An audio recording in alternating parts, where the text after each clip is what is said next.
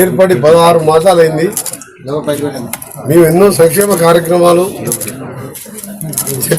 చెప్పని gas cylinder 500కి ఇవ్వడం, ఉచితంగా బస్సు ప్రయాణం కానీ, 2 లక్షల రుణమాఫీ కానీ, రేపటికెళ్ళి రాజీవ్ వికాసం 6 లక్షల రూపాయల వరకు నిరుద్యోగ యువకులకు ఇచ్చే కార్యక్రమంలో కానీ ఇవన్నీ చేసుకుంటూ 2 లక్షల రుణమాఫీ 20,000 కోట్లు మాఫీ చేస్తూ ఇవాళ ఇంకొక పేదవానికి వరం లాంటిది.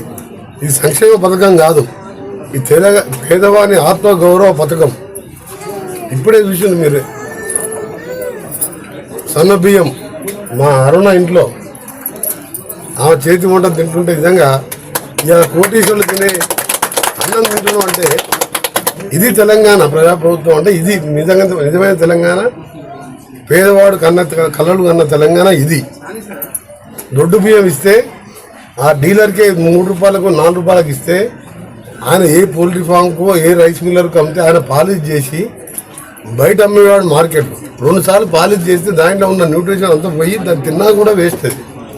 కానీ ఇవాళ పండించిన పంట సన్న బియ్యం ఇవాళ పేదవారికి రాష్ట్రం అంతా ఉగాది రోజు గౌరవ ముఖ్యమంత్రి గారు, గౌరవ సివిల్ సప్లై శాఖ మంత్రి ఉత్తమ్ కుమార్ రెడ్డి గారి కాన్ఫరెన్స్లోనే లక్షలాది మంది సమక్షంలో ప్రారంభించుకొని ఇవాళ 3 కోట్ల మంది పేదవారికి 2,80,00,000 గతంలో కవర్ అయ్యి ఉండే రేషన్ కార్డులు. చనిపోయిన వాళ్ళ పేర్లు తీసేయాలి, పుట్టిన వాళ్ళ పేర్లు ఎక్కియాలి. 21 లక్షల పేర్లు ఎక్కించినాం కొత్త రేషన్ కార్డులలో, ఇంకొక 20 లక్షలు ఎక్కిపోతున్నాం.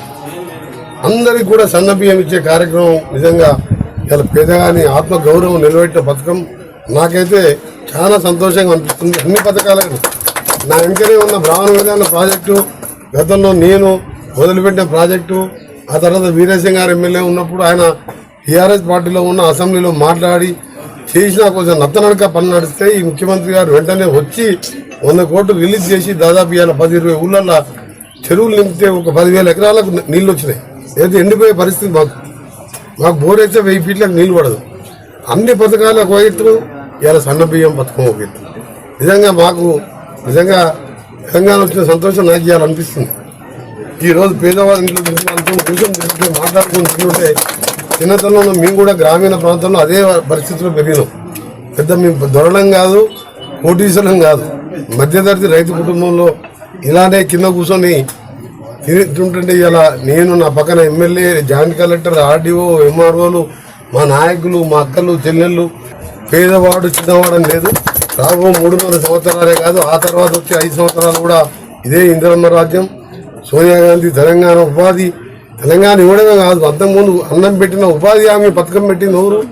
మన్మోహన్ సింగ్ గారి నాయకత్వంలో సోనియా గాంధీ, ఇందిరాగాంధీ లాగా ఆలోచించి ఇందిరమ్మ రాజ్యం రావాలి, ఊరికి 500 ఇల్లు కట్టాలి, పేదవాడు కనీసం ఉపవాసం ఉండకూడదని చట్టం రూపాయలు ఉపాధి హామీ తీసుకొస్తే వీళ్ళందరూ కూలిపోతే 200-300 వస్తున్నారు.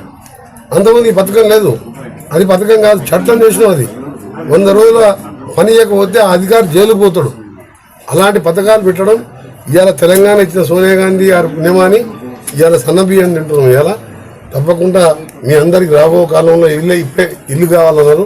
స్థానిక ఎమ్మెల్యే గారు ఉన్నారు, సొంత ప్లాట్ ఉంటే వెంటనే మంజూరు చేస్తాం, లేనట్టయితే గవర్నమెంట్ భూముల దగ్గర అది తీసుకొని ప్లాట్ ఇచ్చి ఇందిరమ్మ ఇల్లు కూడా ఈ వారంలోనే పునాదులు పోయాలని చెప్పి నిన్ననే నిర్ణయించడం జరిగింది.